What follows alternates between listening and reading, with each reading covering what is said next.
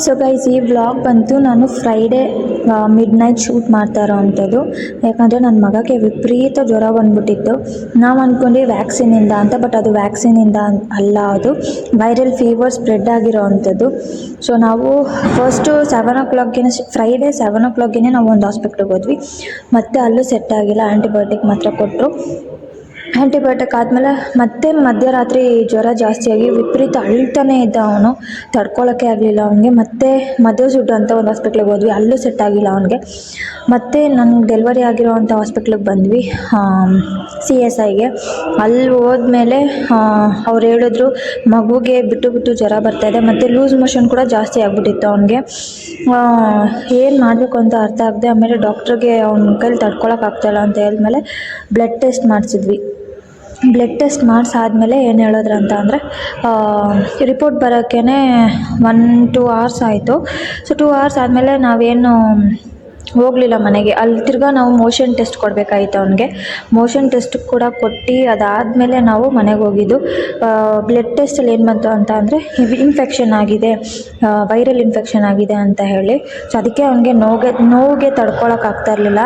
So ಅದಾದಮೇಲೆ ಇಲ್ಲಿ ನಾವು ಕೌಂಟರ್ಗೆ ಬಂದು ಅಡ್ಮಿಷನ್ ಫೀಸ್ ಎಲ್ಲ ಕಟ್ಟಿ ಅಡ್ಮಿಟ್ ಮಾಡಿದ್ವಿ. ಅವನಿಗೆ ಬ್ಲಡ್ ಟೆಸ್ಟ್ ಕೊಟ್ಟು ನಾವೆಲ್ಲ ಏನೇನು ಪ್ರೊಸೀಜರ್ ಇತ್ತು ಅದನ್ನೆಲ್ಲ ಮಾಡಿ ಮತ್ತೆ ಅಡ್ಮಿಟ್ ಮಾಡಿದ್ವಿ ಮಗುನ. ನಾವು ಜಾಸ್ತಿ ಏನು ರಿಸ್ಕ್ ತೊಗೊಳೋದು ಬೇಡ ಅಂತೇಳಿ ಅಡ್ಮಿಟ್ ಮಾಡಿಬಿಟ್ವಿ, ನೀವು ನೋಡ್ಬೋದು.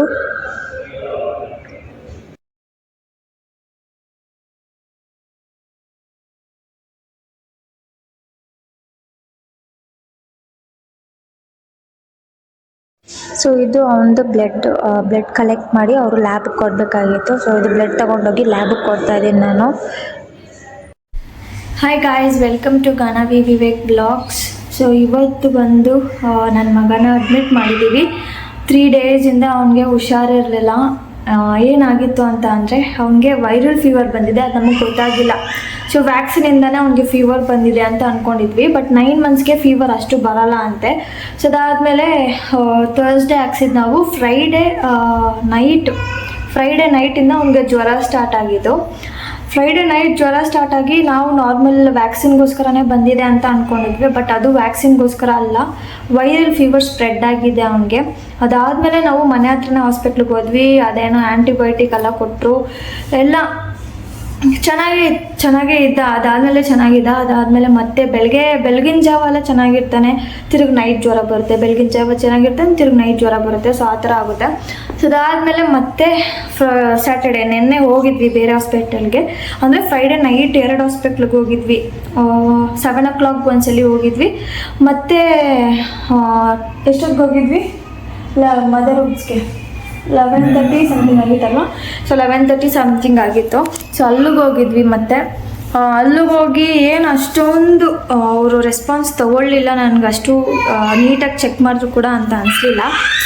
ಸೊ ಅವ್ನಿಗೇನಾಗಿದೆ ಇತ್ತು, ಅದು ವೈರಲ್ ಫೀವರ್ ಒಳಗಡೆ ಇನ್ಫೆಕ್ಷನ್ ಆಗಿ ಟರ್ನ್ ಆಗಿಬಿಟ್ಟಿದೆ.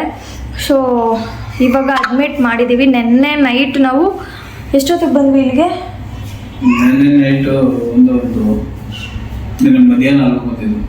ಮಧ್ಯಾಹ್ನ ನೆನ್ನೆ ಸಾಯಂಕಾಲ ಒಂದು 3 ಗಂಟೆ 4 ಗಂಟೆ ಆಗಿತ್ತು. ಅದೇ ನಿಮ್ಮ ತಂಗಿ ಅವರು ಕೆಲಸಕ್ಕೆ ಹೋಗ್ತಾ ಇದ್ರು. ಅದೇ 4 o'clock ಸಮಥಿಂಗ್ ಬಂದ್ವಿ ನಾವು.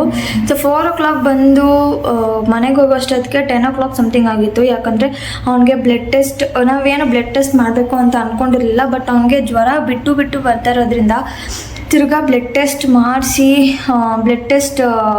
ಅವ್ನಿಗೆ ಬ್ಲಡ್ ಟೆಸ್ಟ್ ಮಾಡಬೇಕಾದ್ರೂ ಕೂಡ ನರನೇ ಸಿಗ್ತಾ ಇರಲಿಲ್ಲ. ಅಷ್ಟು ಇಸ್ಕಿ ಅಂದರೆ ಹೊಡಿತಾರಲ್ಲ, ಟ್ಯಾಪ್ ಮಾಡಿ ನರನ ಹುಡುಕ್ತಾರೆ. ಸೊ ಅದನ್ನು ಮಾಡಿದ್ರು, ಬ್ಲಡ್ ಟೆಸ್ಟ್ ಮಾಡಿದ್ರು, ಯೂರಿನ್ ಟೆಸ್ಟ್ ಮಾಡಿಸಿಲ್ಲ, ಮೋಷನ್ ಟೆಸ್ಟ್ ಮಾಡಿಸಿದ್ರು. ಯಾಕಂದರೆ ಅವ್ನಿಗೆ ಲೂಸ್ ಮೋಷನ್ ಕೂಡ ಆಗ್ತಾಯಿತ್ತು ಜಾಸ್ತಿ. ಈಗೂ ಕೂಡ ಲೂಸ್ ಮೋಷನ್ ಆಗ್ತಿದೆ.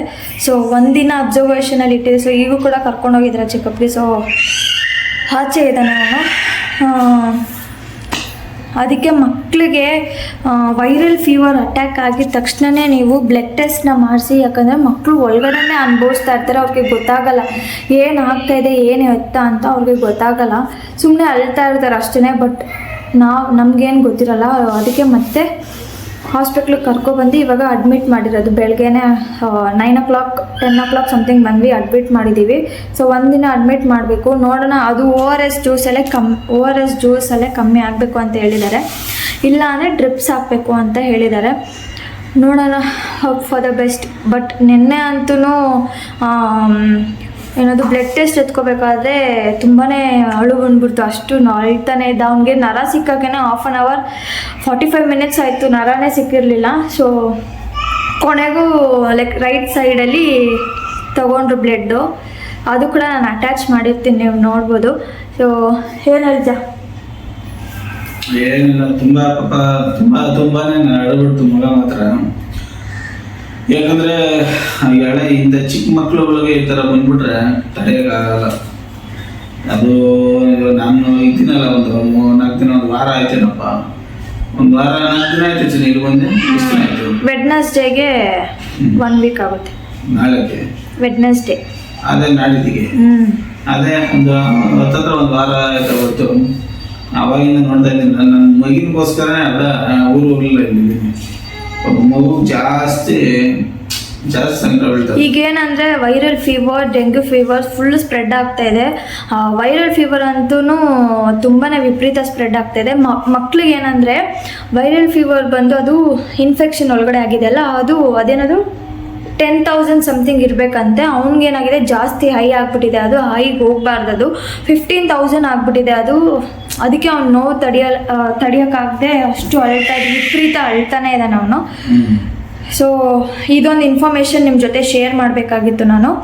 ಮತ್ತು ಏನು ಹೇಳಿ? ಅದೇ ಮತ್ತೆ ಇದು ಮಗು ಅಂತೆಲ್ಲ ಯಾರನ್ನಾಗಲಿ ವೈರಲ್ ಫೀವರ್ ಸ್ವಲ್ಪ ಗೊತ್ತಾಗಿದೆ. ಎಲ್ಲ ಚಿಕ್ಕ ಮಕ್ಕಳುಗಳಿರೋಂಥ ಎಲ್ಲ ಪೇರೆಂಟ್ಸ್ಗಳು ಸ್ವಲ್ಪ ಕೇರ್ಫುಲ್ ಆಗಿರಿ. ಆಮೇಲೆ ಬೇರೆ ಯಾರು ವೈರಲ್ ಫೀವರ್ ಇರೋದ್ರ ಬಿಡಬೇಡಿ. ನೆಕ್ಸ್ಟ್ ಹಾಸ್ಪಿಟಲ್ಗಳಲ್ಲೂ ಕರ್ಕೊಂಡು ಹೋಗ್ಬೇಡಿ ಎಳೆ ಮಕ್ಳಿಗೆ. ಮಾತ್ರ ಬೇಗ ಚಿಕ್ಕ ಮಕ್ಕಳು ಸೂಕ್ಷ್ಮ ಜಾಸ್ತಿ. ವಿವೇಕ್ಗೆ ನಾನು ಹಾಕಿದ್ನಲ್ಲ ಸ್ಟೋರಿಲಿ, ಸೊ ವಿವೇಕ್ಗೆ ವೈರಲ್ ಫೀವರ್ ಬಂದಿದ್ದಾಗ ನಾನು ನನ್ನ ಮಗ ಇದ್ವಿ ಹಾಸ್ಪಿಟ್ಲಲ್ಲಿ. ಅದು ಆ ಟೈಮಲ್ಲಿ ಸ್ಪ್ರೆಡ್ ಆಗಿದೆ ಅವನಿಗೆ, ನಮಗೆ ಗೊತ್ತಾಗಿಲ್ಲ. ಅದು ಸ್ಪ್ರೆಡ್ ಆದಾಗ ನೆಕ್ಸ್ಟ್ ಡೇನೇ ಅವ್ರಿಗೆ ಬರಲ್ಲ, 1 week 2 weeks ಆಗಬೇಕು, ಅದು ಮಕ್ಳಿಗೆ ಸ್ಪ್ರೆಡ್ ಆಗುತ್ತೆ ಆ ಟೈಮಲ್ಲಿ. ಸೊ ಯಾರಿಗಾದ್ರೂ ವೈರಲ್ ಫೀವರ್ ಬಂದರೆ ದಯವಿಟ್ಟು ಸುಮ್ಮನೆ ಯಾವುದನ್ನಾದ್ರೂ ಟ್ಯಾಬ್ಲೆಟ್ಸ್ ತೊಗೊಳ್ಳೋದು ಅದೆಲ್ಲ ದಯವಿಟ್ಟು ಮಾಡಬೇಡಿ. ದಯವಿಟ್ಟು ಹೋಗಿ ಬ್ಲಡ್ ಟೆಸ್ಟ್ ಮಾಡಿಸಿ, ಮತ್ತು ಯೂರಿನ್ ಟೆಸ್ಟ್ ಮಾಡಿಸಿ. ಅವ್ರೇನಾದರೂ ಟೆಸ್ಟ್ಗಳು ಹೇಳಿದ್ರೆ ಅದನ್ನು ಮಾಡಿಸಿ. ಇವಾಗಂತೂ ವಿಪರೀತ ವೈರಲ್ ಫೀವರ್ ಸ್ಪ್ರೆಡ್ ಆಗ್ತಾಯಿದೆ. ಮತ್ತು ಮಕ್ಕಳಿಗೆ 1 year ಒಳಗಡೆ ಲೈಕ್ ಟ್ಯಾಬ್ಲೆಟ್ಸ್ ಏನು ಕೊಡೋ ಹಾಗಿಲ್ಲ.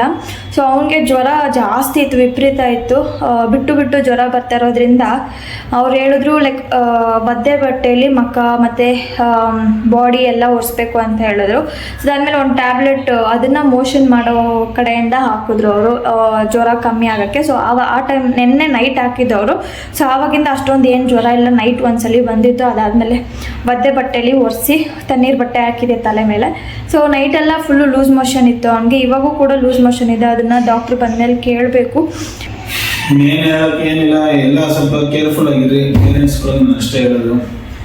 ಸೊ ಯಾಕಂದ್ರೆ ಪಾಪ ದುಡ್ಡು ಎಲ್ಲ ಸಂಪಾದನೆ ಮಾಡ್ತಾರೆ, ಎಲ್ಲ ಇದು ಮಾಡ್ತಾರೆ, ದುಡ್ಡು ಆಯಿತು ಬಿಡ್ತೋ ಸೆಕೆಂಡ್ರಿ. ಬಟ್ ಏನಂದ್ರೆ ಮಕ್ಕಳಿಗೆ ಸ್ವಲ್ಪ ಜಾಸ್ತಿ ಆಯಿತು ಅಂದರೆ ಸ್ವಲ್ಪ ತೋರ್ಸೋದು ನಡಲಾಟ ನೋಡಕ್ ಆಯ್ತಲ್ಲ, ಇಷ್ಟ ಆಗ್ಬಿಡುತ್ತೆ. ಅವ್ರು ತುಂಬಾನೇ ನನ್ನ ಲೈಫಲ್ಲಿ ಏನಂತ ನಾನು ಕೇರ್ ಮಾಡೋಕ್ಕಿಲ್ಲ. ನನ್ನ ಮಗನಿಗೋಸ್ಕರ ಬಂದಿದ್ದೀನಿ ಇಲ್ಲಿ. ನನ್ನ ಕೆಲಸ ಕಾರ್ಯಗಳನ್ನು ಬಿಟ್ಟು ಮಕ್ಕಳಿಗಿಂತ ಇಂಪಾರ್ಟೆಂಟ್ ಏನೂ ಇಲ್ಲ ನಮಗೆ. ಹೌದು. ಸೊ ನೀವು ಅಷ್ಟೇ ಎಲ್ಲರೂ ಸ್ವಲ್ಪ ಪೇರೆಂಟ್ಸ್ಗಳು ತುಂಬಾನೇ ಕೇರ್ಫುಲ್ ಆಗಿರಿ. ಎಲ್ಲ ಕಡೆ ನಮ್ಮ ಮನೇಲಿ ಕೂಡ ಎಲ್ಲರಿಗೂ ಹೊತ್ಕೊಬಿಡೈತೆ. ನಮ್ಮ ಅಣ್ಣನ ಮಗ ಸುಬ್ಬು ಕೂಡ ಜಾಸ್ತಿ ಆಯ್ತು, ಮಗ ಕಣ್ಣು ಬಿಡಕ್ ಆಯ್ತಾ ಇಲ್ಲ. ಹೌದು, ನಮ್ಮಮ್ಮ ಹೇಳಿದ್ರು, ವಿಡಿಯೋ ಕಾಲ್ ಮಾಡಿದ್ವಿ. ಸೊ ಅವನಿಗೂ ಪಾಪ ಹುಷಾರಿಲ್ಲ, ಯಾರಿಗೂ ಹುಷಾರಿಲ್ಲ. ಆಮೇಲೆ ಇನ್ನೊಂದು ಏನು ಹೇಳ್ಬೇಕಂದ್ರೆ ಆನ್ಲೈನಲ್ಲಿ ಮಾತ್ರ ಯಾರನ್ನು ಏನದು ಡೈಪರ್ಸ್ನ ತರ್ಸ್ಕೊಳಕ್ಕೆ ಹೋಗ್ಬಿಡಿ. ಯಾಕಂದರೆ ಅದು ಒಂದ್ಸತಿ ನೀಟಾಗಿರೋದು ಕಲಿಸಿದ್ರೆ ಇನ್ನೊಂದ್ಸತಿ ಸ್ಟಾಕ್ ಇರೋದು ಕಲಿಸ್ತಾರೆ. ಒಬ್ರಿಗಾದ್ರೆ ಏನೋ ಅನ್ಬೋದು, ನನ್ನ ಮಕ್ಳು ಇಬ್ರಿಗೂ ರ್ಯಾಷಸ್ ಫಾರ್ಮ್ ಆಗ್ಬಿಟ್ಟಿದೆ. ಸೊ ಅದಕ್ಕೆ ದಯವಿಟ್ಟು ಇದೊಂದು ಗಮನದಲ್ಲಿ ಇಟ್ಕೊಳ್ಳಿ. ಜಾಸ್ತಿ ಕಾಸಾದರೂ ಪರವಾಗಿಲ್ಲ, ಆಚೆನೇ ತಗೊಳ್ರಿ. ಡೇಟ್ ನೋಡಿ ತಗೊಳ್ರಿ. ನಾನು ಡೇಟ್ ನೋಡಿರಲಿಲ್ಲ, ಅದು ಸ್ಟಾಕ್ ಇರೋದು ಅನಿಸುತ್ತೆ. ಆಮೇಲೆ ನಾನು ಅದೇ ಡೇಟ್ ಒಂದಲ್ಲ, ಅದೇನಾಗ್ತದೆ ಅಂದ್ರೆ ಮ್ಯಾನುಫ್ಯಾಕ್ಚರಿಂಗ್ ಸ್ವಲ್ಪ ಜಾಸ್ತಿ ಏನಾಗ್ತದೆ. ಅದೇನು ಮಾಡ್ಬೇಕು ಅಂದ್ರೆ ತಗೊಂಡು ಇಮಿಡಿಯೇಟ್ ಆಗಿ 1 month 2 months ಅಲ್ಲೆಲ್ಲ ಅದು ಕಳಿಸ್ಬಿಟ್ಟು ಇವ್ರು ಏನ್ ಮಾಡ್ತಾರೆ ಅಂದ್ರೆ ಓಲ್ಡ್ ಸ್ಟಾಕ್ ಅದೇ ಸೊ ಇಬ್ರಿಗೂ ನಾನು ಧನ್ವಿತಾಗೆ ಡೇ ಟೈಮಲ್ಲಿ ಹಾಕಲ್ಲ, ನಾನು ನೈಟ್ ಟೈಮಲ್ಲಿ ಮಾತ್ರ ಹಾಕ್ತೀನಿ. ಅವಳಿಗೂ ರ್ಯಾಷಸ್ ಫಾರ್ಮ್ ಆಗಿಬಿಟ್ಟಿದೆ, ಹೆವಿ ರ್ಯಾಷಸ್ ಆಗಿಬಿಟ್ಟಿದೆ, ಇವನಿಗೂ ಹೆವಿ ರ್ಯಾಷಸ್ ಆಗಿದೆ. ಇವನ್ಗೆ ನಾನು ಲೂಸ್ ಮೋಷನ್ ಇಂದ ರ್ಯಾಷಸ್ ಆಗಿದೆ ಅಂತ ಅನ್ಕೊಂಡೆ, ಬಟ್ ಇಲ್ಲ, ಇಬ್ರಿಗೂ ರ್ಯಾಷಸ್ ಫಾರ್ಮ್ ಆಗಿದೆ. ₹100 ಕಮ್ಮಿ ಕೊಡ್ಬೋದು ಅಷ್ಟೇ ಆನ್ಲೈನ್. ಬಟ್ ಏನಂದ್ರೆ ಇಲ್ಲಿ ಕ್ವಾಲಿಟಿ ಮೇಂಟೈನ್ ಮಾಡೋದಕ್ಕಿಂತ ಸ್ವಲ್ಪ ಹಳೆ ಓಲ್ಡ್ ಸ್ಟಾಕ್ ಕೊಟ್ಬಿಡ್ತಾರೆ. ಸೊ ಓಲ್ಡ್ ಸ್ಟಾಕ್ ಕೊಟ್ಟಾಗ ಮಕ್ಕಳುಗಳು ಚರ್ಮಗಳು ಸ್ಮೂತ್ ಇರುತ್ತಲ್ಲ, ಹಾಕೋತಾರಲ್ಲ ಆ ಪಾರ್ಟ್ಸ್ ಅಲ್ಲಿ ಅಲರ್ಜಿಗಳು ಆಗೋಗ್ತದೆ. ಸೊ ನೀವು ಸ್ವಲ್ಪ ಕೇರ್ಫುಲ್ ಆಗಿದ್ರೆ, ಯಾಕಂದ್ರೆ ನಾವು ಆದಂತ ಎಕ್ಸ್ಪೀರಿಯನ್ಸ್ ನಿಮ್ಗೆ ಆಗೋದು ಬೇಡ. ಯಾಕಂದ್ರೆ ಮಕ್ಕಳುಗಳು ಸಖತ್ ಸೆನ್ಸಿಟಿವ್ ಇರ್ತದೆ, ಸೊ ತಡೆಯಕ್ ಆಗಲ್ಲ. ನೀವು ಅದರಿಂದ ಸ್ವಲ್ಪ ಕೇರ್ಫುಲ್ ಆಗಿ ಯೂಸ್ ಮಾಡಿ ಅಂತ ಹೇಳ್ತೀನಿ. ಸೊ ವೈರಲ್ ಫೀವರ್ ಬಗ್ಗೆನೂ ಎಲ್ಲರೂ ಗಮನದಲ್ಲಿ ಇಟ್ಕೊಳ್ಳಿ. ಸೊ ಹುಷಾರಾಗಿರಿ ಅಂತ ಹೇಳ್ತಾ ಇದೊಂದು ಇನ್ಫಾರ್ಮೇಶನ್ ನಿಮ್ಮ ಜೊತೆ ಶೇರ್ ಮಾಡಬೇಕಾಯ್ತು. ಯಾವ ವಿಷಯ ತಲೆಗೆ ಹಾಕುತ್ತಿರೋ ಇದೊಂದು ಮಾತ್ರ ತಲೆಗೆ ತುಂಬಾ ತಲೆಗೆ ಹಾಕೊಳ್ಳಿ. ಮಕ್ಕಳು ಕಾರಣಕ್ಕೂ ಇದನ್ನ ಕೇರ್ಲೆಸ್ ಮಾಡಬೇಡಿ. ಇಲ್ಲಿ ನೋಡಿ, ನಾನು ಹಾಸ್ಪಿಟ್ಲಲ್ಲಿ ಅಡ್ಮಿಟ್ ಮಾಡಿದ್ದೀನಿ. ನನಗೆ ಎಲ್ಲಿ ಡೆಲಿವರಿ ಆಯಿತು ಅದೇ ಹಾಸ್ಪಿಟ್ಲಲ್ಲೇ ಅಡ್ಮಿಟ್ ಮಾಡಿದ್ದೀನಿ. ಬರೀ ಮಕ್ಕಳೇ ಅಡ್ಮಿಟ್ ಆಗಿದ್ದಾರೆ. ಎಲ್ಲರಿಗೂ ವೈರಲ್ ಫೀವರೇ, ಎಲ್ಲರೂ ಡ್ರಿಪ್ಸ್ ಹಾಕ್ಸ್ಕೊಂಡಿದ್ದಾರೆ. ಎಲ್ಲ ಮಕ್ಕಳು ಪಾಪ ಈ ವಾರ್ಡಲ್ಲಿ, ಪಕ್ಕದ ವಾರ್ಡಲ್ಲೆಲ್ಲ ಬರೀ ಮಕ್ಕಳೇ ಇದ್ದಾರೆ. ಸೊ ಮಕ್ಕಳ ಬಗ್ಗೆ ಅಂತೂ ನೀವು ಮನೇಲಿ ಕೆಲಸ ಮಾಡ್ತಿರೋ ಬಿಡ್ತಿರೋ ಗೊತ್ತಿಲ್ಲ, ಬಟ್ ಮಕ್ಕಳನ್ನಂತೂ ಜವಾಬ್ದಾರಿಯಿಂದ ನೋಡ್ಕೊಳ್ರಿ ದಯವಿಟ್ಟು ಹೇಳ್ತೀನಿ. ಒಂದು ಸಲ ನಾರ್ಮಲ್ ಫೀವರ್ ಬಂದ್ರೂ ಅಷ್ಟೇ ದಯವಿಟ್ಟು ಹಾಸ್ಪಿಟ್ಲಿಗೆ ಕರ್ಕೊಂಡೋಗಿ ಚೆಕಪ್ ಮಾಡಿಸಿ. ಸೊ ಅಲ್ವೇನೆ? ಹೌದು. ಯಾವ್ದನ್ನ ಬರೀ ಬ್ಲಡ್ ಚೆಕ್ ಮಾಡಿಸಿ, ಬ್ಲಡ್ ಚೆಕ್ ಮಾಡಿಸಿ. ಈ ಅಂತ ಹಾಸ್ಪಿಟಲ್ ಎಲ್ಲ ಚೆಕ್ ಮಾಡ್ಬಿಡಿ. ಯಾರ ನಮ್ಮ ಕಡೆ ಬಿಡ್ದಿ ಕಡೆ ಏರಿದಾರಾದ್ರೆ ನಮ್ಮ ಸುಭಾಷ್ ದತ್ತನ ಆಸ್ಪತ್ರೆಗೆ ಹೋಗಿ, ತುಂಬಾ ಚೆನ್ನಾಗಿ ನೋಡ್ತಾರೆ. ಎಲ್ಲ ಯಾಕಂದ್ರೆ ಮಿಡ್ಲ್ ಕ್ಲಾಸ್ ಪೀಪಲ್ಗೆ ತುಂಬಾನೇ ಹೆಲ್ಪ್ ಆಗುತ್ತೆ. ಸೊ ಅದರಿಂದ ಹಲೋ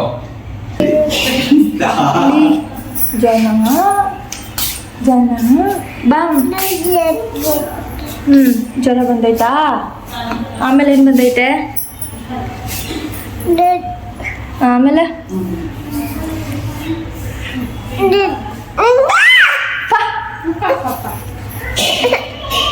ಸೇಮ್ ಇವ್ರು ಬಡ್ಕೊಂಡು.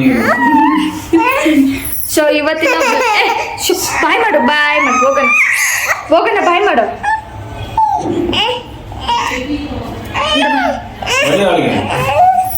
ಒಂದ್ ನಿಮಿಷ ಇದಲ್ಲ, ಹೋಗಜ್ಜಿ.